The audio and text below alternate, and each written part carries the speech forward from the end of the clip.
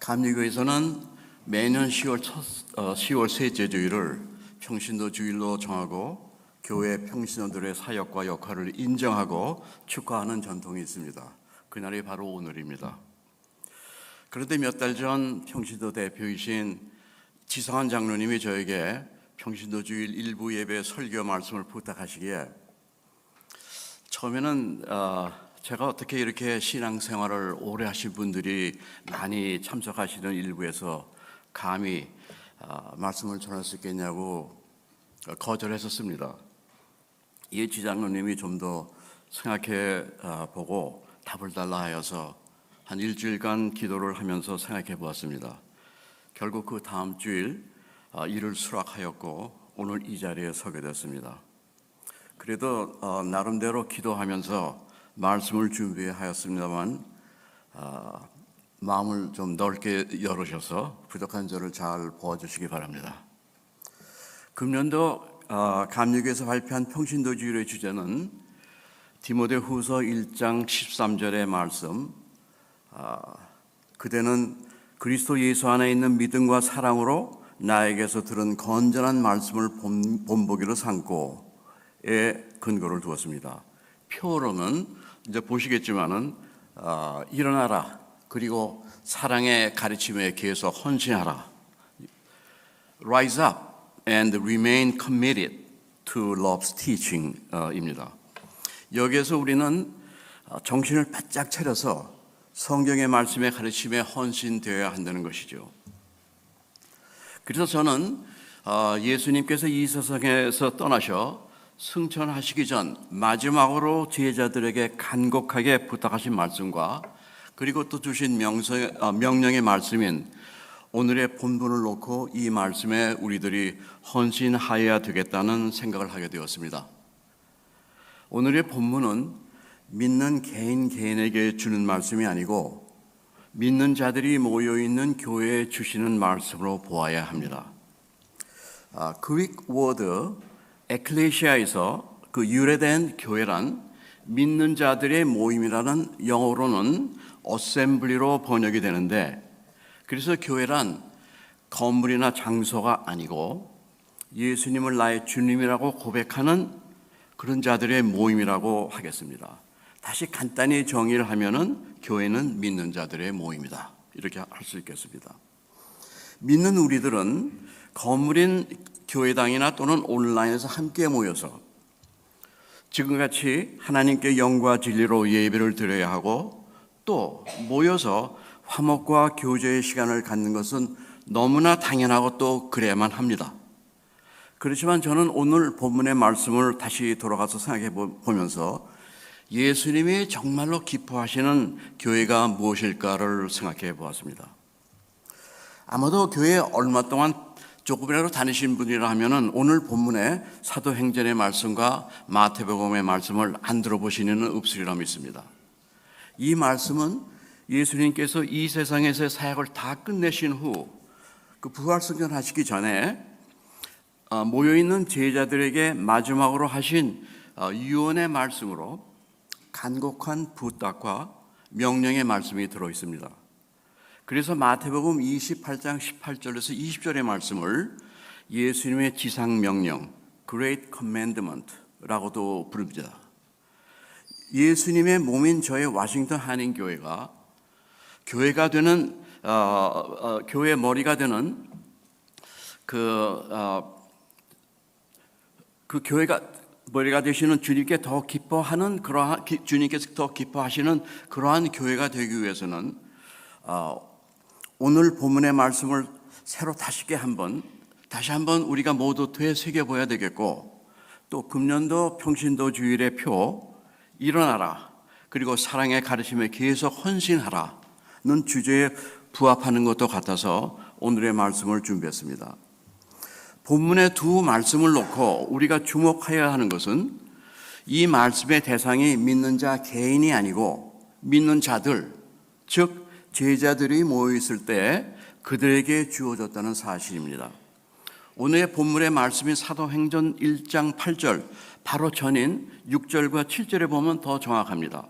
6절에서는 사도들이 한 자리에 모였을 때 7절에서는 예수께서 그들에게 말씀하셨다에 주목하시기 바랍니다.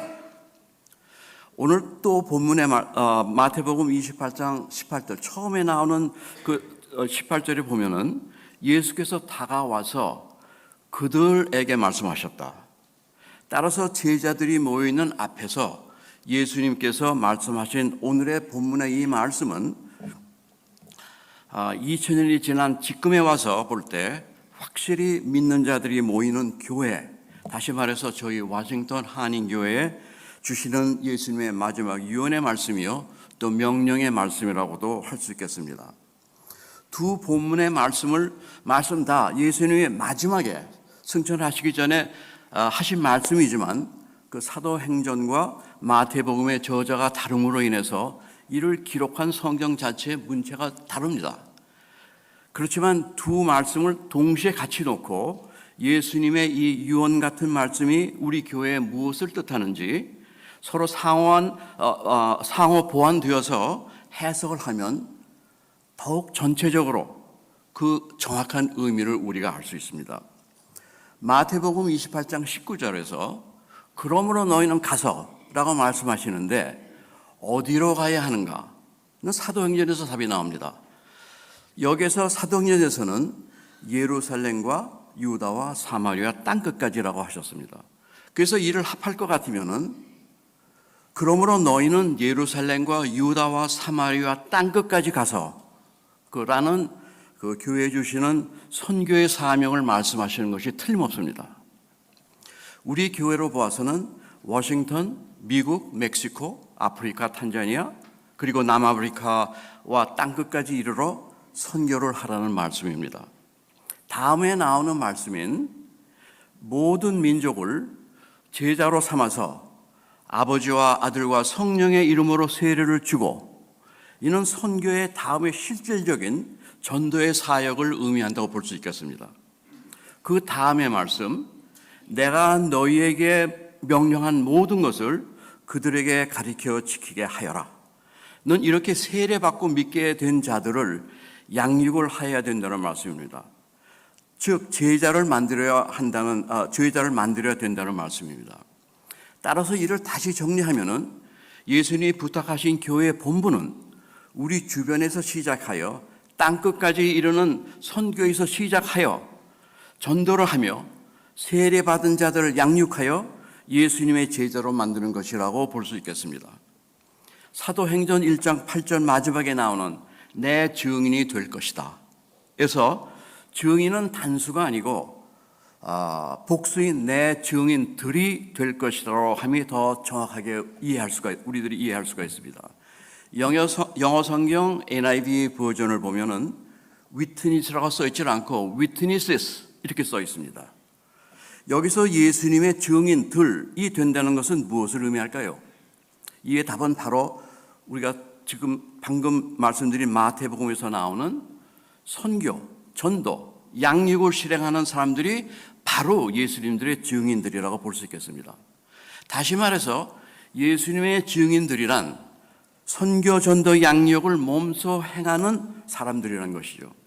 그런데 중요한 점은 이러한 예수님이 주신 본분을 실행할 때 그것이 그냥 쉽게 안 된다는 것이죠. 마태복음 마지막 28장 20절에서 이렇게 말씀하십니다. 내가 세상 끝날까지 항상 너희와 함께 있을 것이다. 잘 들어보세요. 하늘과 땅의 모든 권세를 받으신 예수님 내가, 즉 성령님이 너희와 함께 있으므로 선교, 전도, 양육의 본분을 다할 수 있다고 하시는 것입니다. 여기서 사도행전을 보면은 이 구절이 무엇을 의미하는지 더욱 정확합니다. 성령이 너희에게 내리시면 또는 임하시면 능력을 받아 이러한 선교, 전도, 양육의 증인된 삶을 살 수 있다는 것이죠. 즉 성령님의 도움이 없이는 이러한 본분의 사명을 우리가 감당할 수 없다는 것입니다. 사실로 마태복음에서 나오는 하늘과 땅의 권세를 받으신 예수님이 선교, 전도, 양육의 증인된 삶을 살 때 우리와 함께 하신다는 것은 성령뿐만 아니라 이에 필요한 모든 것을 채워주신다는 것입니다. 그래서 교회가 선교, 전도, 양육의 사역을 할 때 여러 가지로 걱정할 필요가 없이 담대하라는 것이죠. 예수님께서 너희와 함께 하는데 물론 성령도 주겠지만은 다른 것도 다 채워주신다는 거예요. 그러니까 담대히 하라는 겁니다.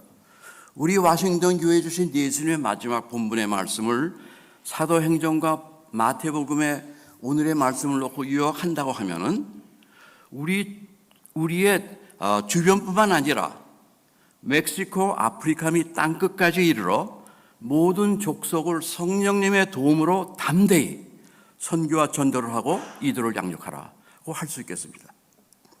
이 본분을 수행하려면 개인 혼자만이 할 수가 없습니다. 선교사를 파송하면 그를 돕는 기도와 물질적 도움이 지속적으로 필요합니다. 이는 믿는 자들이 모여서 하여야 하는 것이고 그리고 성령님의 도움이 필요한 것입니다.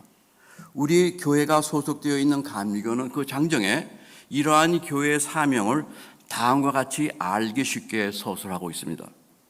교회의 사명은 세상을 변화시키는 예수 그리스도의 제자를 만드는 것입니다. 지역 교회는 제자를 만드는 가장 중요한 곳입니다. 영어로는 이렇게 되어 있습니다.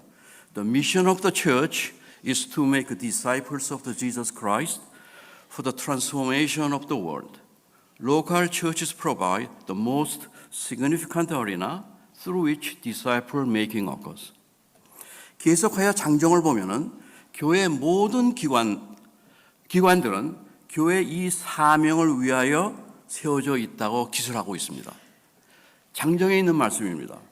교회는 주어진 중요한 업무를 수행하기 위하여 교회 조직은 이의 기본 책임을 잘 수행할 수 있도록 구성되어야 합니다.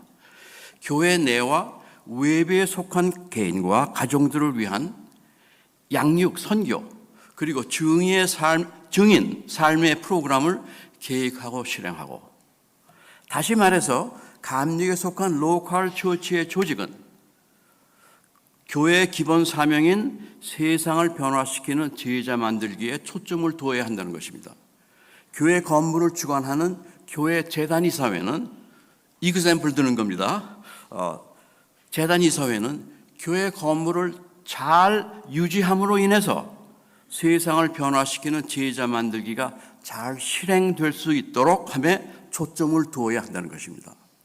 감리교에서 지정하고 있는 6개의 기본적인 행정기관의 존재 목적도 세상을 변화시키는 제자 만들기가 잘 실행될 수 있도록 함에 초점을 두어야 한다는 것입니다. 감리교 로컬 처치에서 교회 사역의 방향과 이들의 실행을 결정하는 중요한 카운슬 미팅이 있습니다. 보통 미팅에서 제일 중요한 카운슬 미팅, 저희 교회로 따지면 합동임원회 또는 요새 하는 기관장 회의 같은 것에 해당하는 것입니다.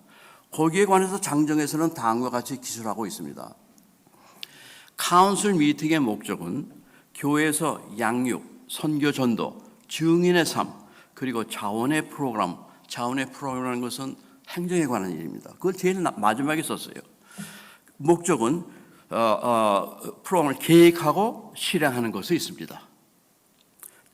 다시 계속해서 장정에 있는 말씀이에요. 카운슬 미팅은 적어도 최소 분기별로 한 번은 만나야 합니다.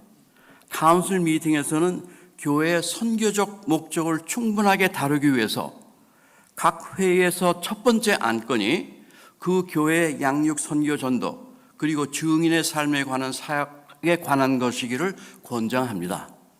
그리고 나서 그 후에 교회 행정 및 지원적 사회에 관한 것을 다룹니다. 이렇게 써 있어요. 즉 행정에 관한 것은 세컨더리라는 것이라고요.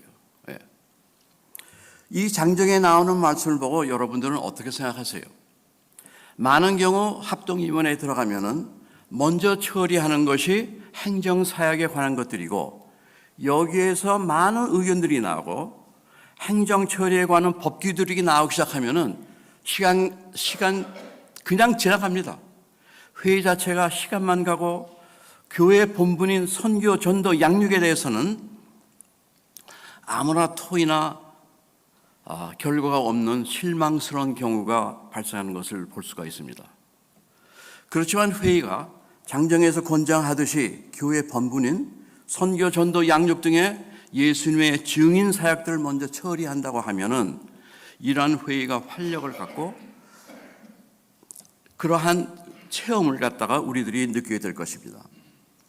교회의 장정은 감육에 속한 교회 본분과 교회의 존재 목적이 오늘의 마태복음과 사도행정 본문의 말씀에 기초를 두고 있음에 틀림이 없습니다. 왜 그럴까요?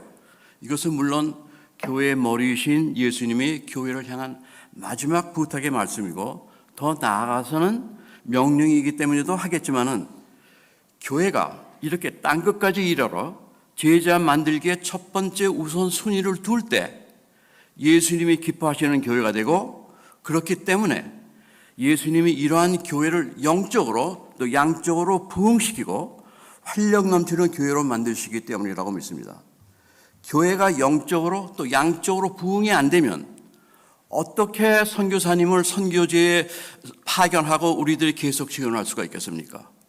우리 워싱턴 한인교회가 영적으로 또 양적으로도 부흥되는 그러한 교회가 되기를 소망합니다. 저와 제 와이프 세라가 2004년에 뉴저지에서 제가 은퇴를 하고 아들이 살고 있는 버지니아에 내려왔습니다. 이곳으로 오기 전 저희 부부가 봉사하던 뉴저지에 있는 교회는 감리교회로서 주님의 축복으로 엄청나게 부흥이 되는 교회였습니다. 그리고 감리교 장정에서 나오는 미션 중심의 그 교회로 모든 행정사역부는 지원사역부로 명칭을 하고, 예로 재정사역부는 재정지원사역부. 어떻든 간에 교회 살림에 중요한 행정사역부들은 중요하지만은 교회 본분인 예배, 선교, 전도, 양육 사역부를 지원하는 것에 목적이 있음을 분명하게 했습니다. 이곳으로 이사와서 교회를 물색하면서 워싱턴 한인교회를 방문하였습니다. 당시 조영진 담임 목사님의 말씀도 참 좋았지만은 더욱 좋았던 것은 많은 단기 선교팀들이 있어서 아프리카의 탄자니아, 멕시코, 방글라데시, 중국, 만주 등 여러 선교지를 지원하고 또 직접 방문하는 모습들을 보았습니다. 교회는 활발하고 생기가 있었고 영적으로 뿐만 아니라 양적으로도 많은 부흥이 되고 있음을 보았습니다. 그래서 그해 9월 정식으로 저희가 이 교회 등록을 하고 많은 분들과 같이 매년 몇 번씩 저희 교회에 돕는 여러 선교지를 직접 방문하고 봉사를 하고 돌아왔던 기억이 있습니다.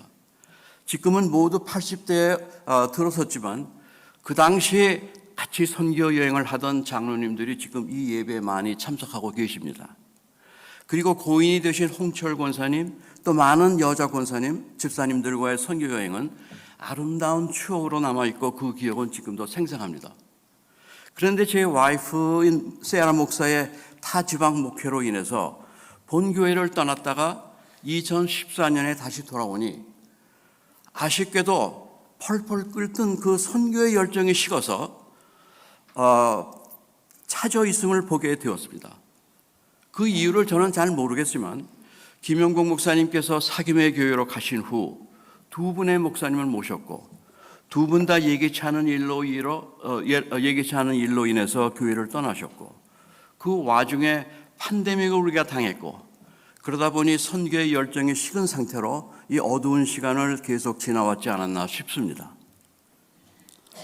팬데믹 전 당시 한국 감리교회 머더처치라고 불리는 정동제일감리교회 담임 목사로 계시던 손기성 목사님이 저희 교회에 오셔서 부흥회 겸 사경회를 하셨는데 그때 3M 처치를 소개하신 기억이 있습니다.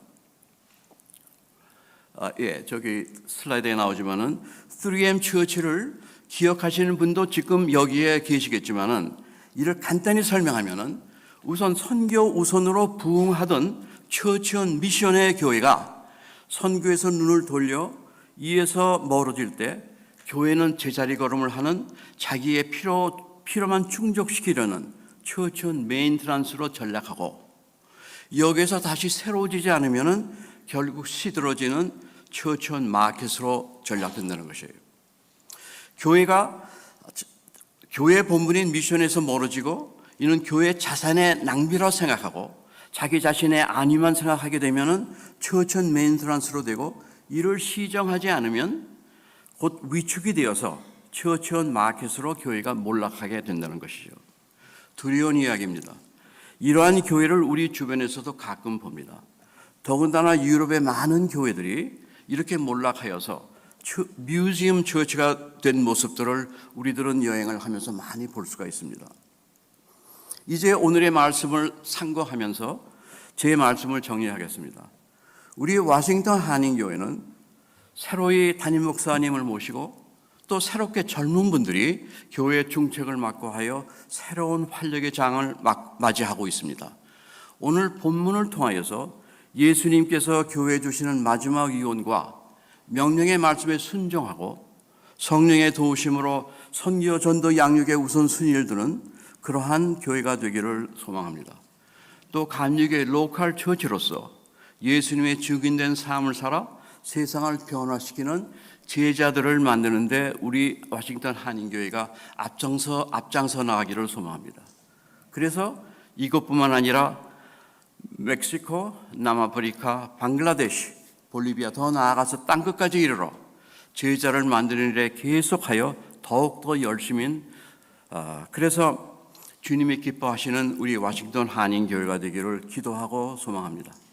이 미션에 우리 모두가 기도와 물질로 동참할 뿐만 아니라 직접 참여도 하여 교회 온 미션의 교회로 다시 크게 회복되기를 소망합니다.